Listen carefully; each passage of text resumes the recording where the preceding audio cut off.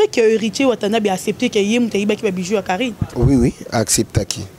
Et puis c'est vrai parce qu'il y a un montre moi bien boé, na ba lunette nanga moi bien boé, belé bunga tango tozalaka na.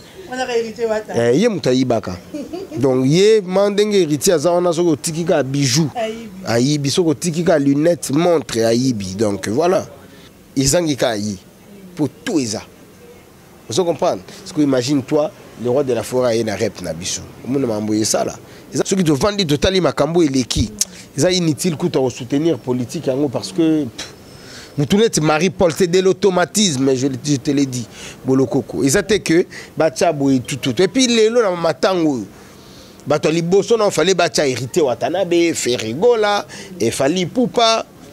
Parce que l'accusation moyen belé total na ba YouTube bango Karine Mokonzi apparaît à partir de Belgique à sali vidéo lobby héritier Watanabe moyibi ayiba ba bijou na ye vraiment héritier aza musicien munene na mboka oyo Karine Mokonzi akoko accuser mbala morte ozo mona kaza moyibi ayibi ba bijou na ye na yebi to so rolo ba minini pona yango na lobaki ouais héritier mutayiba ki ba bijou wana fonctionnement et mikolo na ba concert au beta na ba voyage to effectuer eza na mbongo ya ba bijou wana wa ibaki nga moko pe nazala na doute na keko tuna ya ebisaki nga oui mula eza nga muna ibaki yango on dit que alinga ka Karine Karine aza moi singa na eto welani. Donc les gens sont des fois bêtes il y a qu'on réfléchir na ba mususu donc je préfère tout quand tu as plus de sujet na biso ya team wata izala moi bien. Bon ngai souci na ngezaka po vient na biso Marie-Paul le azate. Souci na ngezaka yango wana donc souci na nga yango wana or numéro 1. Fallait bacha les rois pelé moi tianf. Na ndenge makambo zalaka. Fallait bacha les rois pelé moi tianf. Aya na corps ya Nkondo Etienne Tshisekedi. Nga isalinga pasi bon na éviter ceux qui on peut soutenir qui na mboko bato basana bango wana bon pour na nga isana ngoma BPT mais en vrai en réalité hein na éviter mastaso ya robende la biso image moni tant o exactant les rois appelés moi tian azo donc azo asignaki biso tout oyebi ba kanga vie ba passeport via rozonga mikilité monatie botalelanga Congo température ya maman Rosette la fleur nadambu. Après avoir défilé là-bas cité Pola mais cette fois Congo Température TV. Désormais, suivez-nous sur cette chaîne. Congo Température TV. Congo Température. La patronne Rosette la fleur d'amour, chaîne à solo. Émission religieuse. Théâtre, musique, environnement. Émission sportive. Émission politique, donc nulle part ailleurs. www.congotempérature.com. Nous avons information à temps réel. Congo Température. Et na mo pepe asika. Ya tobina Congo Température. Et na mo pepe asika. Voilà, bienvenue dans votre site internet Congo Température de Maman Rosette, la fleur d'amour de prix Allemagne, la maman sociale, Karandenge Tolobara, c'est bien moi d'Orcas Bolokoko, la branchée de la presse congolaise. Tous avons pour nous recevoir la bino musala malamu, pour nous remettre la bino information, naba oyo bozo raté, mambo bozo monaté à partir ya Congo Kinshasa. Donc biso tous avons pour nous informer bino, bon mona et puis boyeba. Toke maman directement na o ezali actualité o ezako régner.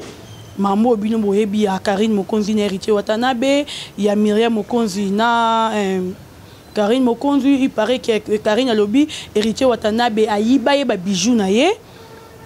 Wana to yebite sa sœur ya vérifier to yoka kinde Karine a lobaki. Yango lelo na tala ki nobi non. Héritier pas na ba lobeli na ye ba lobaka, il fallait na luka dadi mola. Na kita sur le terrain pour na luka ye to beta moi vraiment li solo ngo pour expliquer biso bien. C'est vraiment Karine Azoloba. Accusation au Nyon Soyazo qui a accusé héritier. Est-ce qu'ils allaient solo? Donc, grand merci à Pichuna Ndombe, Tonto Yannick, hein, Tonto Yannick à Wundovia et puis Nakati à Gepna. Merci encore à Ah, bienvenue Boela, hein? Bienvenue Boela, Papa Nanès Boela, Ebenezer Boela, le président Machallah, le président Machallah, 3 étoiles, hein? 3 étoiles, donc Yondo Leki Bango, Jano Bamba, 3 fois boss, ah oui, Igor Mitou, l'homme qui contrôle les désirs de Maman Denis Fabiano, Richie Kapinda, R9, hein? R9, Richie Kapinda, Hollande, Paris, et vraiment sa position pour te bien. Nous ça déjà Dadi Moula, bonjour Dadi Moula. Bonjour Bolokoko, bonjour Nabandeko tout Bazota Labiso, na moment où donc Bambote na bango. Dadi Moula, bon mouvement. Mouvement ça va, mouvement ça kitoko donc na moment où tout solanga na yo. Baza déjà na stade des martyrs, bazo la balance pour la production na biso ya tout à l'heure. Mais na kokene ko signé ba nini wana oyo fait le président Félix Tshisekedi abengaki tout le monde qui joue bien piano ou ranson ou avec quoi tout le monde qui joue ces 3 musiciens. Tout le monde qui héritier Watanabe et puis na ba liste ndenge bimaki tout le monde qui peut comme héritier Watanabe mais à ma grande surprise c'est biso qui vous êtes déjà na martyr kuna bozo ça la balance pour na concert. Biso liste na biso ezali bon ngai souci na ngezaka po vient na biso Marie-Paul Léazate. Souci na ngizaka yango wana donc souci na nga yango wana or numéro 1 fallait bacha les rois Pelé moi triomphe. Hein na ndenge makambo zalaka fallait bacha les rois Pelé moi triomphe aya na corps ya Nkondo Etienne Tshisekedi. Nga isalinga passe bon na éviter ceux qui on peut soutenir qui na mboko bato basana bango wana bon pour na nga isa nango ma BPT mais en vrai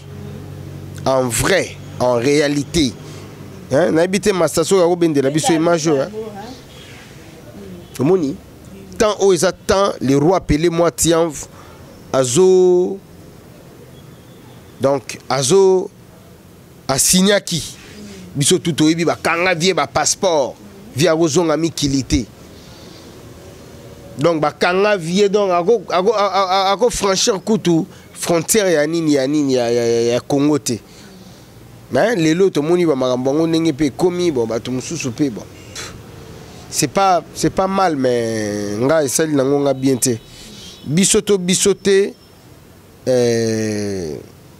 mais fallait les rois Pelé moi ti envoie. Mais Dadi Moula, na rolinga mingi na likambo lobby o expliquer ba bazolanda yo parce que mingi bazo comprendre pourquoi bat bazolinga kaka Marie-Paul il fallait kaka zala ni bat babi eza obligé il fallait azala bat bazo comprendre pour na nini non bat bazo comprendre moni lelo yo il y a eu 2 camps les camps il y a MP majorité présidentielle na camp il y a opposition à l'époque kutu ba cash ba lamuka o izana muté osomona sikoyo MP la majorité présidentielle est très fort à l'époque. Très fort, bah na mongo bah na makambu tout. Bah zui bah musicien tout ya Congo. Alors parmi les musiciens bah zoi qui sont totali bah fali pour pas faire ego la bango bazala na bango na poto baninga kokota makambu angote. Mais le roi Pelé moi Tayamfu avait signé. Il y a boya qui lobaki na olia mongo te na kokende côté opposition. Anda ko tambola na papa Etienne Tshisekedi azalaki vraiment donc mutapesa donc bakanga ba biloko mutapesa ekutu mutu kapo tambola nango président Roger Lumbala. Je comprends. Ba vient na biso Jean Dio Mindonga là son excellence, ba vient na biso ba Frank Djongo ba président na biso Fachi. Donc bango vraiment zo mona ke baza na kan opposition. Nani sous la tangité donc mon amaki bo posa au bazalaki et bazalaki vraiment ya ko telema donc le roi Pelé azalaki na kana bango alaki ça qui vraiment face ti le roi Pelé abima kino na ndenge ya cascade ti azonga mikili petit lelo et lelo tant opposition et du pouvoir quand même il faut pas récompenser parce que lelo tout le monde na ka ya majorité présidentielle tout le monde a rappelé ba pire ba musicien ba ça peut ba pire ba konzamboka ozomona azala na majorité présidentielle azaka akuna lelo ata pouvoir ezate ba tikala quand même kuna si qu'on opposition ata tout le monde ba mission na ba obeta na bango mais quand ebembe et c'est pela nango tende ba obeta donc ebembelinga ki sepela linga zala na esengo soki vient na biso Marie-Paul abeta ki wana.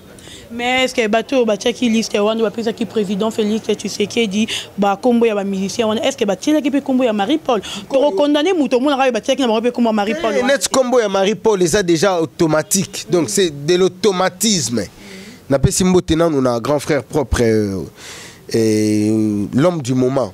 Hein? Henri Matushima donc tous la clip na dimanche izobima donc Marie-Paul la de matanga wana donc eza automatique eza net matanga ya Marie-Paul eza matanga ya Marie-Paul donc Marie-Paul le fallait PACP là vous comprendre Marie-Paul azonga poto avant dit tant d'années aza na activité tabeta bandu l'été album ebimagate parce que régime ezala qui en place ezala qui régime oya boya ki koyembela atakuta bimisi disque et marché mais ce que régime est côté ils a régime où il va soutenir Marie-Paul pardon oh Marie-Paul a soutenir c'est de l'automatisme donc na ba konzi au baza la présidence baza na ba nini ba so ba vandi batali non enfin Corée ba musicien ba ko agrémenter soirée il faut Marie-Paul à la fin ba salele déjà makambutu ba lier logement ba lier comment on appelle logement ba lier comment dirais-je car il y a bien qu'on roule nango ba lié ba sécurité ba zula ba chatumbani ba zeli ba même ligne ba Marie-Paul ni ba rose la bango na ebisiu Marie-Paul kutum donc aticha même ligne kutu teyevement ba kendata ba fleuve Congo tel ozo komanto ba lié résidence mongo ya bien pe ya une semaine kaka coréen a beti na ba musicien bazana kin auto ata 10 musiciens na ya poto ba ye awa ba beti. Après, président Seko Yambaye, Sololi, et par après, il a kozwa avion na ye, zongi na mikili, mais ndenge roi Pelé a bétité bon. Tu évites un peu ma mission na bisoka balanda rappé bala en vrai non soit ceux qui te vendent de tali makambo et leki. C'est inutile que tu soutenir politique parce que nous tournons Marie-Paul c'est de l'automatisme je te l'ai dit bolokoko. Et ça c'est que bachabo et tout et puis les lo na matango bato liboso non fallait bacha hériter Watanabe, Ferrigola, et Fali Poupa, Fabrigaz. Vous comprenez? Donc bango siko ba boye ki na bango. Vous comprenez? Donc dans moment ba luka ki moyen moko ya ko s'abstenir. Et lelo makambo zongi l'état de droit fallait bazwana nu bango bazana na en tête. Siko lelo bato bazui na za contre bangote baza artiste congolais na biso awa mais quand même fallait ba me garosala la part des choses en tout cas côté wana ils ont échoué c'est juste une critique on a nango. Donc voilà, je crois que Yolande Dikando comprendre pourquoi balingi Marie-Paul peuple congolais a besoin de Marie-Paul parce que Marie-Paul azalaki na azalaki opposant azalaki non opposition bateau bazui ba musicien wana bazobeta bazalaki batu ya opposition donc vous comprendre oyo Dadi Mola auti koloba Dadi Mola tokota moi lisolo mukie mambo eza koleka na minute on yebisa biso na température ya Karine Mukonzi na héritier Watanabe eza ndeni est-ce que bazaka ka bon terme ndenge bazalaki to mabe ese koti bolokoko limbisanga avec tous les respects que je dois à la presse na lingi to kotama na sija Karine te Karine aza team wata te team wata si wata ngape na team wata te team wata si wata donc on a préféré mon être sujet auto déborder awa pardon toi aborder awa sujet à mi-ange mi-démon sujet à orchestre et ça la moins bien que ba information moko boyi ou encore ba sujet moko boyi za nango vraiment l'importance te Karine azani na poto Karine aza bien na biso à moins qu'il y ait alungwana ye ko travailler na team wata et puis Karine aza libre au sala o ya lingi Karine aza journaliste en dehors ya team wata elle exerçait ba boulot ni mususu ça n'a rien à voir na ki alungwate seul o alungwa te na team wata za wata nanga na Karine na batu tout ozana wata to kolungwa na biso donc eza nango événement te ceux qui alungwe bokolongwa te ceux qui a tiki team wata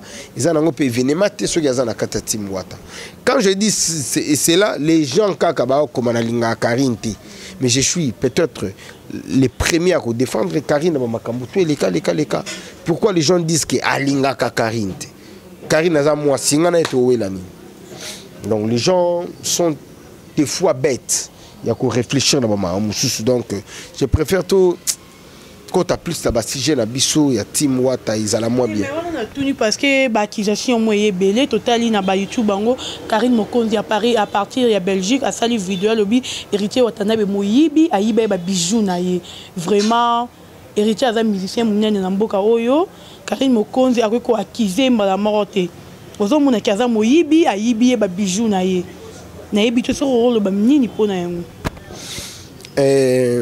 analyse wana déjà na uta ko lobango na lobaki ouais héritier mutayibaki ba bijou wana fonctionnement ya mikolo na ba concert obeta na ba voyage to ko effectuer eza na mbongo ya ba bijou wana wa ibaki nga moko pe na zala na doute na keko tuna ya ebisaki nga oui mula ezanga muna ibaki yango. Donc c'est vrai que vraiment c'est dans les cambo bien. Non Yolande Dikando les cambo Marie-France Manginza. C'est vrai que héritier Watanabe a accepté que yé mutayiba ki ba bijou à Karine. Oui, acceptaki.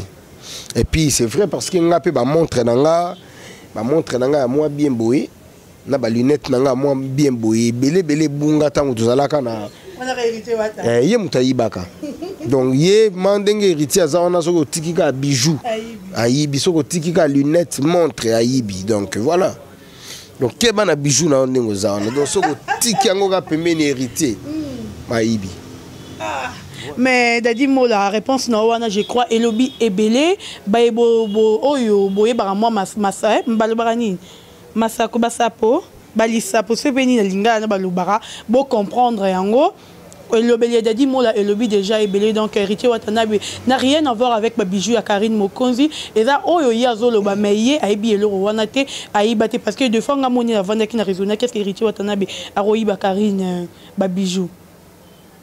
D'après analyse, bongo, quelle était la réponse que tu avais trouvée?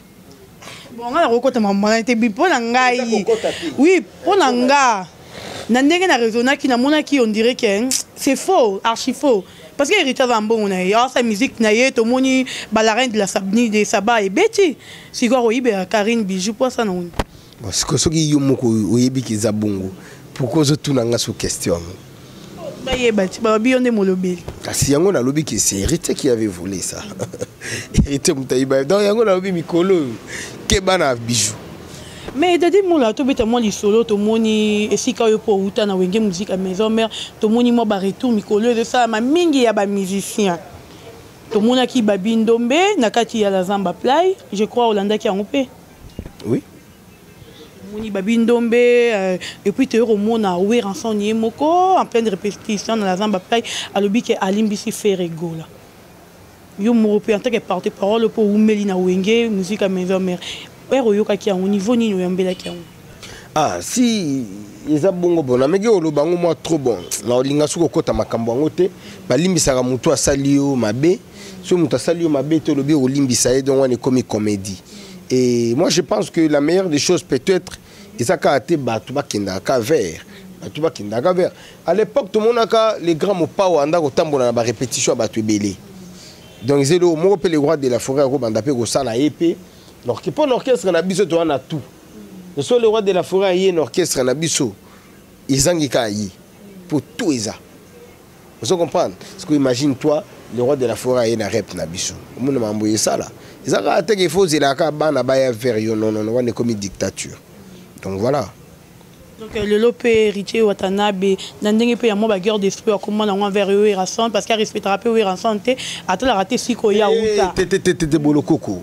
Beau déformaka ba information te. Ozoloba po oyoka to mona ou bien ozoloba na pona ba spéculation abatu. Toloba yoza bino boza ba panzi sango.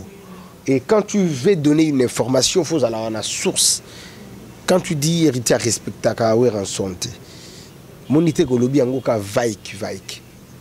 Place. Mais tout l'endroit où ça va dire dans la télévision, là une yambi au boy. Oko chrétien peut n'a poser peut-être question chrétien t'aime tout ou tout mort boyer. Ozomona. Pour te débattre bien, dire nini o Yolanda.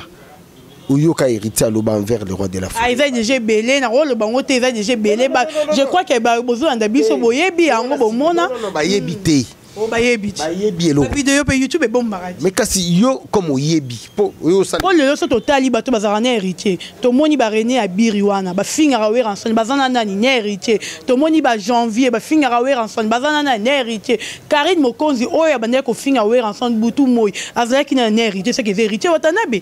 Karine a finga rawe ranson ni. Boya finga mampata. Ko finga mampata yo dijo fini wi ranson. Yo siko moni ba mambo ebele bino bozo oyebi tangu na lekara na télévision na senga pardon. Oyebi quelle était la réponse de Karine? Ana tina pardon. Voilà. Asali yango pour hériter, asali yango pour na yemoko. N'est-ce pas? Et pourquoi beaucoup de sa combo hérité na likambuto asali yango pour na yemoko? Na lobaki bien au départ. Na lingi ko beta masolo ya batute mais Karine en dehors il y a Tim Wata as journaliste. OK? Yo lelo so balobi que non comment travailler un exemple à suivre ou travailler en temps plein temps parce que vous êtes journaliste au départ. Parce que ceux qui peut-être bébani na musicien mon qu'est-ce que ça a à voir na maison où ils travaillent?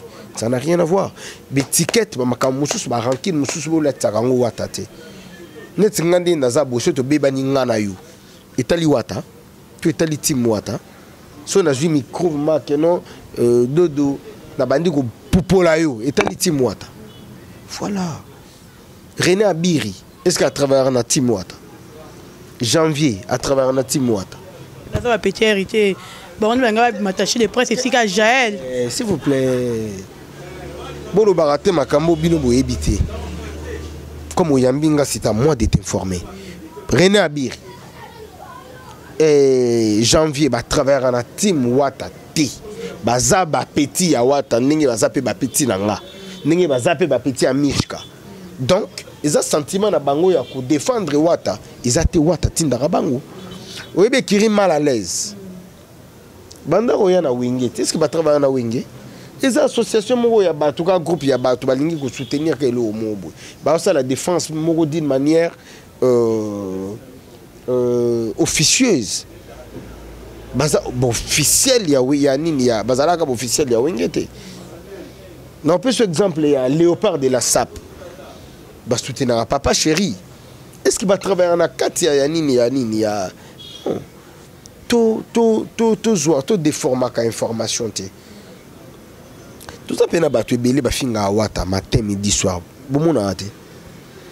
Est-ce que vous salez lango ba analyse to que non yambi mon orchestre mo bolobi mende ni ba tuna bino ba finga Wata. Et nango ba groupe mo bo ya ba journaliste ba sala ngana soutenir boloko ngana soutenir moula ngana soutenir boy. Oui, l'orchestre, l'entreprise, on est habité.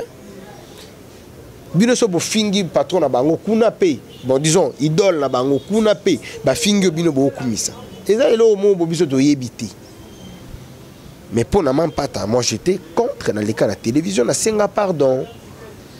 Et Karine Aloba etali Tim Wata tetali yemoko. Bon monango.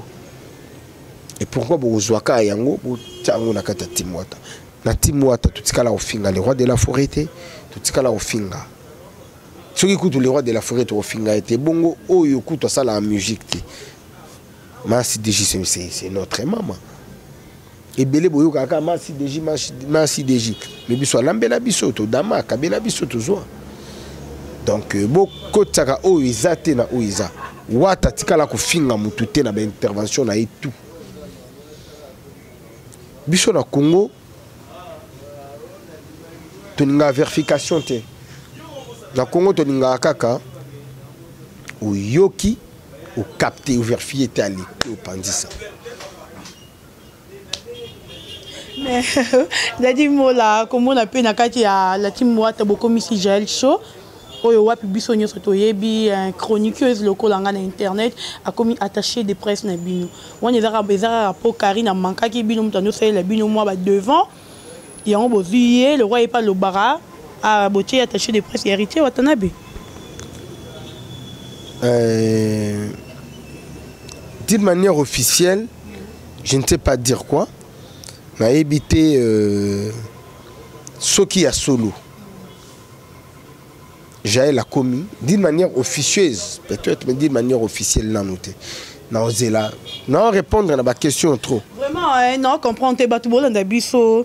bino bozomi tuna question est-ce que Daddy Mola za na team wata to alongwe poto zoye bate mingi ya zoye barate Jaël Choto moni yango circuler partout tina ba page ya ba la bouche ba Star News et oui na la bouche on dimela nani na information à team wata te on dimela yo mais yo zoye bate poche Jaël yemo le qui n'est pas le kecho le oui confirmé Azali attaché de presse ya héritier Watanabe na ba page nyonso o ba page yo yebi na ba journaliste nyonso nanga l'information à team wata so muta lobby ba on dimela nani so na yebi so na yebité c'est que ça bongo ta so na yebi so na yebi c'est que ezabongo. Je parle avec Wata matin midi soir na to so la na Charlie Rubenga tout à l'heure na bisi na osa l'émission Rubenga aza wanat na tindeli ba photo ti akomini keba na ba question piège voilà ayebi ndenge nini biso to betaka c'est mon CG donc je ne peux pas faire une émission sans que na benga e to na benga goga so na komeli goga to na bengi goga za empêcher directement na benga kae o nga na za nango na o ya za nango to sangisi na leki émission na lobby boy d'une manière officielle na zuna no ndingisa ya koloba te que Jaël aza attaché de presse d'une manière officielle c'est ça Jaël a leka qui na télévision mais ce qui va passer la bouche autorisée ndingisa ya koleka koloba que Jaël a commis attaché de presse na oyebisa bolokoko Jaël a commis attaché de presse na biso qui n'a rien à voir na makambu ya Karine qui n'a rien à voir na makambu sokini. Donc voilà pour le moment déjà le Belinayo, Jaël Cho, Batu déjà Boyoki qui azko zani na attaché de presse héritier Watanabe donc pour le moment na la team Wata attaché de presse moko héritier Watanabe azate. Non jusqu'à présent oyebi ki Karine. Donc Karine. Voilà d'une manière officielle. Donc ceux qui Karine azali sous-souté to koleka to loba ki azali sous-souté. Non maman on fait les cabines vous retenir na bino ka Karine. Mamoni ne eleka. Ah, Daddy Mola, au côté internet, il était au côté YouTube. Il faut tout nanga, qu'est-ce qui se passe? Mais il y a une question, qu'est-ce qui se passe entre Karine et Héritier? Le but est qu'il y a un malamu, mais tout le monde Karine a fait une vidéo pour Héritier Watanabe. Il y a une vidéo. Il y a un micro. Il faut poser une question. Karine a lobby boya. On poser une question. On ne peut pas prendre beaucoup de détails à la Karine. Vous comprenez? Moi, l'information, c'est la production Nabiso, album Nabiso, c'est que l'orchestre fait. Karine a un individu. Elle a un individu, elle a un Daddy Mola, donc elle a un Charlie, elle a un Mishka. Donc tous on a besoin de temps pour le sur Mishka, l'information est attendue. Donc là, tout kindi, les bandes. Parce que l'information à Karine est quoi aboutir nini, bateau retenir nini pour l'orchestre. Bateau on a besoin de à quand bouiller, à quand bouiller. Bouye pona nini, bouye pona nini. Tu vois? Biso, tout ça va travailler, il y a héritier. Bana misala, il y a héritier wata. Nous sommes en musala moko azate. Est-ce que orchestre ozalate ozala? Est-ce qu'avant BM, Karine Azala, Ciné Africa Liboso, Ciné Atlantico, Karine Azala, azalate. Aye kuya. Ce qui peut azate lelo. Karine Azalate, tout le Côte d'Ivoire, Karine Azalate, tout le Afrique du Sud, Azalate, tout le Togo, Azala Azate, tout le Dubaï, tout le Angola, tout le Olympia. Là, c'est de la macafignari. Balobaka, les personnes s'en vont, mais les institutions restent. Na site aux aboloko qui peut olongwa lelo. Vous comprenez? Au Képe na site nous. Cela ne prouve pas que Sito est Gokufa parce que Yolongwe. Donc voilà, nous sommes des personnes qui travaillent. Voilà, donc je crois que la réponse est Daddy Mola et c'est ici Marie-Françoise Mangenza, Nakati à Lyon, à François, et c'est ici le président Machala, 3 étoiles, Nakati à Fridicide, Yannick Aoundo, Tonto VIP, Pichuna Ndombe, Boleki Bango, vraiment base na Mobimbarana, et ça l'a bien rappelé que visiter Fridicide quand même, le roi, hein. Non, c'est ok, bon, Katimbi, Zali, Francis Mobiala, Zali, tozana BBC de Djobour bazakuna ba Kaska Sereka Poison ba lipasa bambongo bazakuna ba Serge Kieta bazakuna na biso ke wana kutu donc là no pongi ba patu mosengo bazakuna donc toana batu ebele o soki ok toana ba ben bazakuna donc so ok so komika komelanga. Donc voilà, bienvenue Boela, donc passeport déjà on appelle ça qui yomoroyebi déjà ma solo on est au solo là qui c'est peu lisa petit ba epé ba mo na ba comprendre que ah oui, ça na ngeze ça les futanga kitoko. Donc dadi mo la to commune biso déjà ko chité yebisa biso. Programme il y a 1000 anges. 1000 anges 1000 démons on a dit. 1000 anges 1000 démons. Ce programme nango ekobima kampo to moni ba oyo ebimi la reine de Saba vraiment na ndenge ma BT dadi mona nazo yoka ngo te mingi tozo kaka kala ba BM ba DDD o tozo yoka vraiment la reine de Saba on dirait bo salela qui ont promotion makasité non to banda pe o salela ngo pété to salela ngo promotion te donc ndenge le kana ngo na ba TV zala izalaka ba tukara tellement ki balinga nzembo yango balikisaka ngo maintenant nous promotion ngo ebanda te yemoko chapiteau na biso ayebi à quand a banda ba promotion ngo to na studio mi ange mi démon to travailler et puis toko ebisa bino kaka quand est-ce que makambo ngo ekubela et puis to bimisa kaka ba makambo ndenge kusalema pour que disque bima quoi donc to kinde bien lelo kutu tozana stade to beta wana et puis programme à lobby peut-être aux à l'issue donc on assure que biso vraiment comme c'est l'orchestre le plus demandé de la RDC to beta vraiment durant période yamatanga to beta vraiment les nombres de jours corps et là sur place et puis voilà après Wanande semaine prochaine on va vous dire qu'est-ce qu'on pourra faire. Dadi mola question oyo ils ont gravité ils ont makasité c'est très simple. Na tout nous question donc ils ont pété et makasité c'est simple. Lelo et pas la biso na ni toujours les kabuna télévision na ba YouTube ngo rolinga peut-être ko le battre parce que o eza YouTube bat bazotala yo mais yo morebi o c'est passé na timu wata siko conseil nini européen c'est héritier watanabi na kopé wa problème ni on se recommande na minute na la timu wata timu wata problème ezate conseil moko pe na ko pesa wata donc eza na ngote ya nakata team problème ezate problème ezate ya solo problème netini to répéter to beta ba concert to so voyager to za na studio to préparer 10 puis na moto tu bien peu mal à l'aise azadi netila na ko tsabiso mal à l'aise dadi mola tu bazolanda yo donc non la rotin a combo tenga na tunyo kaka bozo na mutu po tu bien peu mal à l'aise ce qui n'existe pas n'a pas de nom donc ceux qui rotanga no combo mutu te c'est que mutu tsabiso mal à l'aise aza pété aza musicien ou bien aza babenga ngo banani ba médecin ou bien aza nani mutu tsabiso mal à l'aise to politicien.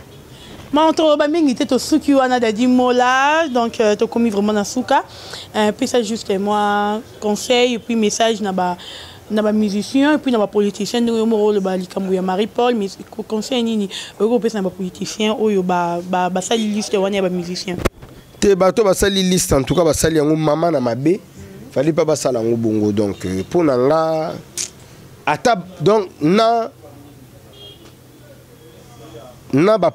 combattant na bato ba dinga combattant UDPS baza très très très mécontent parce que seul artiste abanda ko côtoyer Papa Etienne Tshisekedi va vendre ba dame tout c'était Marie-Paul donc lelo yo na ndenge ma bete ndenge ma opposition en plus UDPS des pouvoir donc a Chicha a mutumo a mérité makambo belé donc faut ma parler à danger car à danger privilège paye à danger ba pesayer donc parce qu'il avait mérité et puis azala qui vrai talaka kana kin awa baninga muso ba kota ba mbongo na ba sponsor ba bimisa ba disque baza l'aise ba parler à danger mais ya kanga bana mikili pour la politique donc comment exiler politique vous comprendre donc l'élo vraiment il faut la présidence, le gouvernement va bouler dans nous vient à soit Tchabelesi. Va pesa va taille ma poids, va pesa donc il mérite. Ba zo ba hériter Watanabe ba faire ego là-bas, ba valoriser pe bango. On se comprendre. So ba vandi batalité ba pechoyo, ba mastaoyo, ba ça m'a ba frère na biso. Hein? Mutule ta Tchabelesi roi Pelé, mutule te hériter Watanabe. Seul au akenda na matanga ya vie chichi alati chemise a sali conférence de ba iba nga téléphone hein ba iba nga phone ba photo Jezali je crois qu'il y a une autre photo wana batu ba mona oya signé qui livre d'or et puis yobi combien de menaces héritiers à Zoa combien de menaces mais il avait signé à Kay à Betty Concert a signé livre d'or. Skolelo et comme que non batouazaki qu'on se le dise ba qui na quand ya PPRD allez ba bimisi bango na contre bango te mais fallait ma bazwa roi Pelé moi tiens bazwa hérité Watanabe ba tia bango wana donc bango de moni peuple congolais ezala la diaspora ezala ya Kinshasa ezala ya Afrique donc bande ko zela ba mona 2 personnes wana je te le dis hein. Bon, on a dit mon appel ça peut mboter na baibalandi yo. Na pesi mbote na batutu na bandeko tu oyo ba balinganga bandeko tu oto kumanaka ba ibaki nga téléphone naza swata na numéro à mututi. Donc beaucoup melanga pour na récupérer ba numéro na bino donc bandeko tu oyo ozotalanga plus 243 89 98 00 332 plus 243 89 98 00 332 beaucoup melanga ba master ba vie ba tonton ba maman tout solo la bien quoi donc merci nayo na akina makambo bila osala musala mais fallait kana honorer yo yango moni kina imbangu tout ça là un peu émission oyo et puis masana biso caméraman ba mote na Lionel donc ba taika ba Lionel Messi merci nayo na ndenge osali ke to travailler vraiment Goumen Sanduku Bambote ya trop na pesio exemple à suivre revient en Odilo Mampuya na pesio Bambote Eric et puis penalty valable ni bisa ba master tout ba komela nga ponga téléphone bunga ki ba ibaki et Ousmane Gouzele ba Ousmane master nga Bambote ya trop et puis bon séjour na Paris na Magali Nina Liala.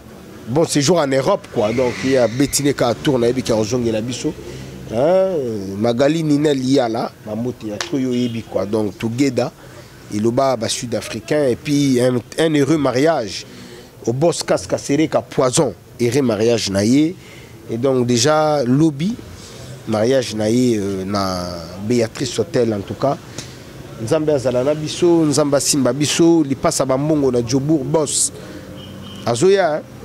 Azoya naibiki Katimbi ya Azoya Francis Moubiala Boloko kwa Azoya Kito kwa trop. Merci beaucoup Daddy Mola. Voilà, nous sommes arrivés à la fin de cette émission. Merci beaucoup à Maman Rosette, la fleur d'Ambour de prix Allemagne. Merci à Yawili Mouchene, les codes mondiales. Ah, Vioana vraiment. Naibi de son Alobanini. Ah, non le baté. Hein, viens non le baté. Merci encore à merci à Jano Bamba, hein, 3 fois boss. Jano Bamba, 3 fois boss plutôt. Rishi Kapinda, R9 Nakati à Hollande, Paris, Nazoeba, destination T, sa position, Potoyeba. Merci à Gloria Nkama, Gloria Nkama, ma sœur chérie. Bienvenue, Boé, là, Nakati à Fridi, ici, Dio Moro le Bida, Dadi Mola Robida Rotekanga, Kolingata Tekanga, pour n'avoir que pas nous, Rosala bien, Naroyamba Makitoko. Hein? Yannick et Aoundo, tonton Via, et puis Nakata Gap Town, hein? Pichuna Ndombe, le président Machalaba, 3 étoiles. Comment la Kep? Oui, parce que Kenya. Ok, na Kep. Oh, mais on a base Nangat. Yannick Mbolo, Fabrice Bajikijai, Elvis Boïka, Vienanga Info Kappa, Boloko Koyeyo, il faut y avoir la émission à 4 Info Kappa. Et na repé sambote pardon na koyebisa lisusu tonton elega mukoko wana no kwa bana dans no kwa bana tonton elega mukoko yi pa oyambayo Nana bato ebele kuna donc Luison Mbata second hand. Donc second hand Luison Mbata vient à Bisso boloko koyo azoya Trezege Muzala boloko koyo azoya Jonathan Dissasi. Donc yo zala na yo déjà zala yo donc mon koko magozo comme na quête. Divali c'est son moko. Ah maman Rosette la fleur d'Ambour maman. Kozala na yo kokendete na ba shop on a le côté kotaka Mr Price. Na Mr Price wana na ebisi yo ba pied soko bimisa. Yesuka. Là la pongi. Ah vraiment merci beaucoup donc à Toko Minasuka. Merci beaucoup à Lionel, hein. Merci à Christian Kenjo réalisateur, merci à Shadrack l'homme le plus sérieux, caméraman privé et puis personnel. Merci à vous Binonyo Sobolanda Kinga Bolingarador Kas Bolokoko Naba Oyo Balingaranga ite. Merci beaucoup Tokutani, à la prochaine. Ciao. Mon atier botalelanga Congo température, ya maman Rosette la fleur, Nadambu. Après avoir défilé, n'a cité Pola, mais cette fois-ci. Congo Température TV. Désormais, suivez-nous sur cette chaîne. Congo Température TV. Congo Température. La patronne Rosette la fleur d'amour, chaîne à solo. Émission religieuse. Théâtre, musique, environnement. Émission sportive. Émission politique, donc, nulle part ailleurs. www.congotempérature.com. Pour nous avons information à temps réel. Bisonya Tobina, Congo Température, et yena mo pepe asika, ya Tobina, Congo Température, et yena mo pepe asika.